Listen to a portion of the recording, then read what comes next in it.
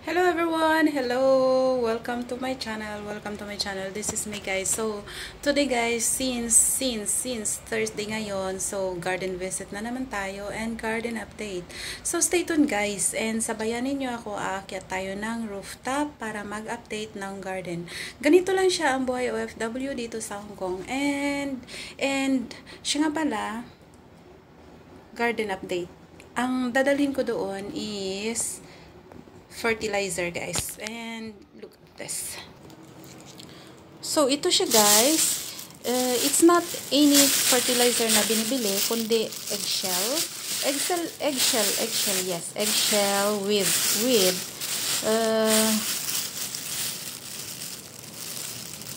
balat ng pears, diba? Look at this, balat ng pears and eggshell. Then may ano rin tayo ng mga fruits. Ayan siya guys. Hindi ko alam anong tawag dyan. Pero, ano yan siya guys? Yung tira ng ginawa naming juice na carrots at saka then apple. So, ganyan lang siya. Ilalagay natin sa ating garden as fertilizer. Kaya, join me, sabayanin niyo ako sa aking garden update. So, lalabas tayo guys. Punta tayo ng garden.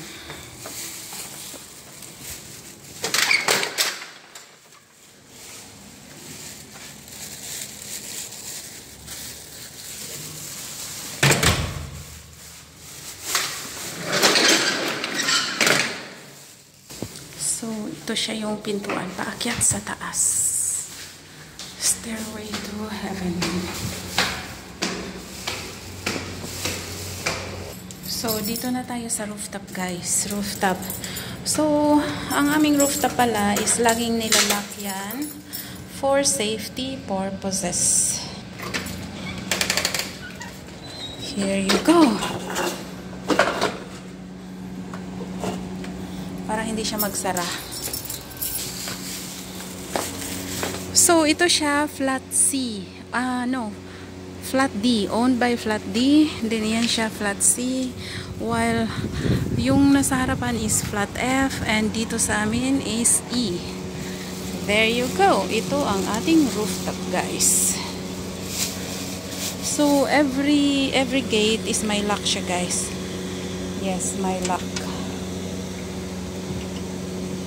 If you're new to my channel, please consider subscribing and hit that notification bell so you'll be notified whenever I uploaded a new video.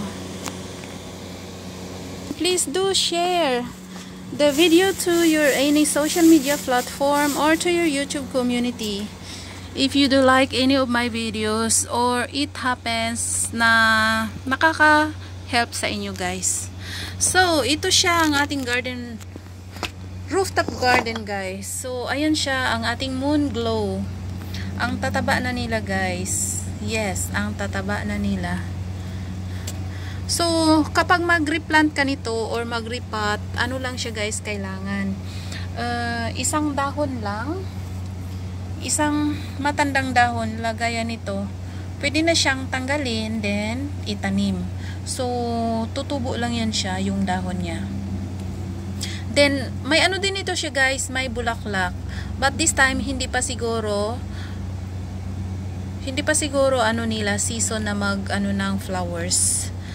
Then, let's move on to, basta ang tawag ko dito guys is moon glow. Succulent plant yata ito siya. Yes, succulent. But another word is moon glow. Then, ang ating orchids. And may orchids din ako doon sa bahay, which is I grew it by myself. So, by next year, hopefully, magbubulaklak na ito siya ng marami. Guys, here is the aloe vera na nireplant ko. Yan siya, aloe vera. Then, ito siya is seeds ng Malabar spinach or alokbate. So, tinry ko lang siya kung mag-grow ba. And so far, So far, tumubo siya guys. And may isa din ako ditong nilagay. Look at that. May konting green na siya. So that means tutubo yan siya guys. Yang parang konting green na dyan na maliit. So I will update you soon kapag nag-grow na siya. Then ito siya, nakalimutan ko anong pangalan niya guys. Para siyang aloe vera, pero hindi ito aloe vera, kundi a kind of succulent plant din. Pero, naano ito siya guys, yung lumalaban sa init. Yes, lumalaban sa init. So, ang ating fertilizer guys, para saan ba? Ilalagay ko sa aking alugbate or Malabar spinach. Christmas tree, Christmas flower or Christmas plant. Nireplant ko rin ito siya. Let's see kung dadami ba. So far, may tumubo ng maliit sa gilid. Hopefully, dadami siya guys. Ang tawag dito is Christmas plant. Yung bulaklak niya guys is super ganda. Super. Maliliit siya na kulay red or pink. But I'll show you once nag-flower siya. So, ang ating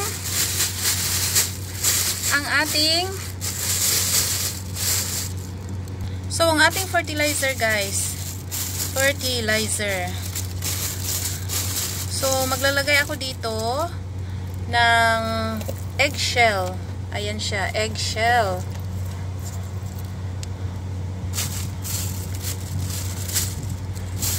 Kasi doon sa Malabar spinach ko, mayroon na rin akong nilagay na mga fruit peel or balat ng mga prutas and eggshell din. Okay. So, ganyan lang siya guys.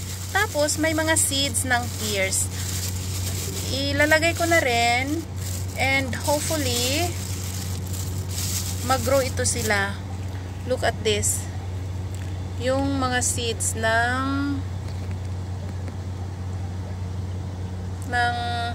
pears. So, let's see guys if mag-grow siya.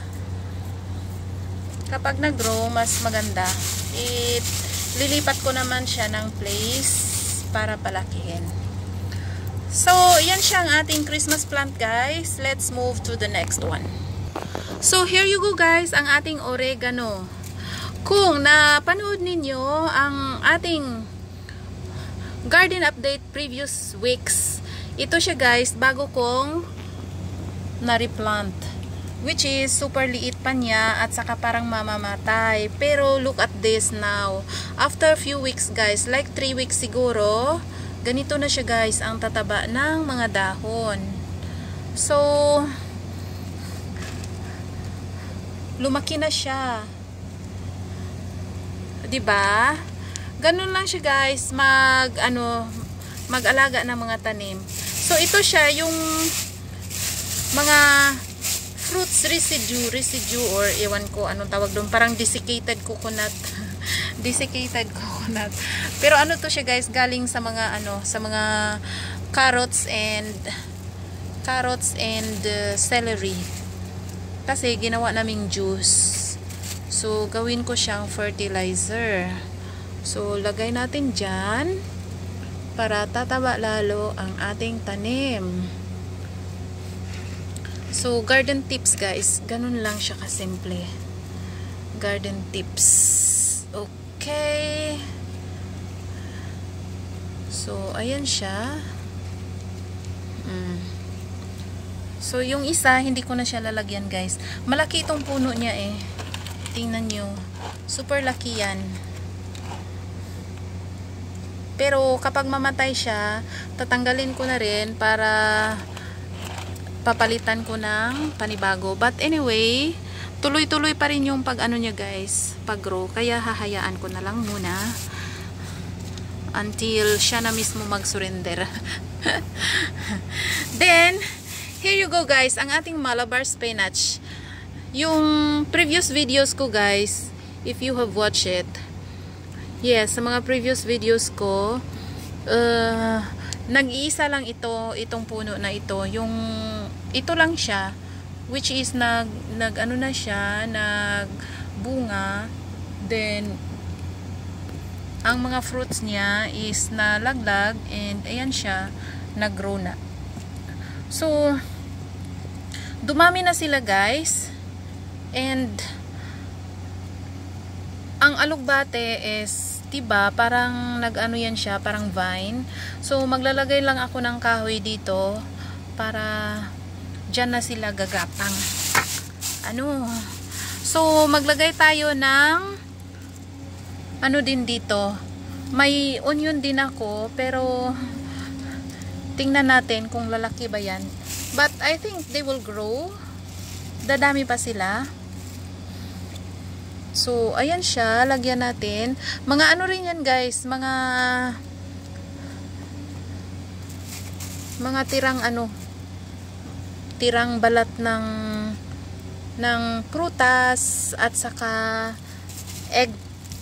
eggshell. So, siguro ililipat ko ito siya kasi marami na siya.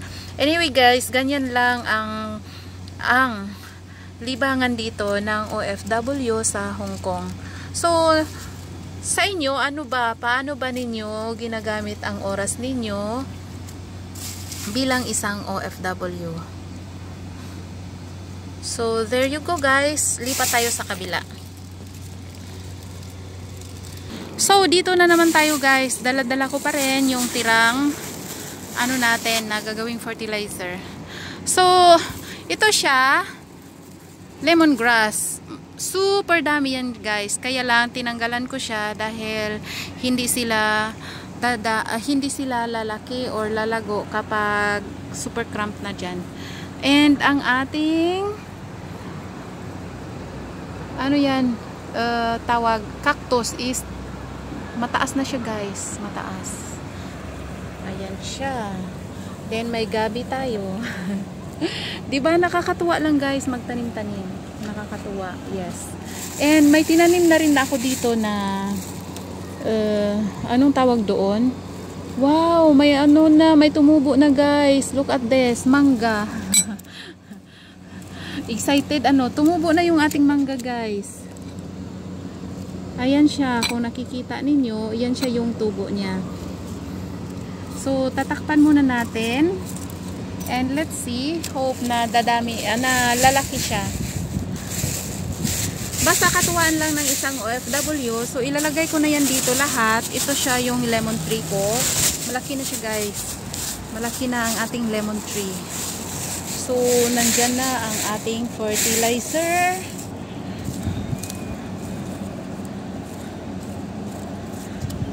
Anyway guys, ito lang siya, buhay OFW dito sa Hong Kong diary for today.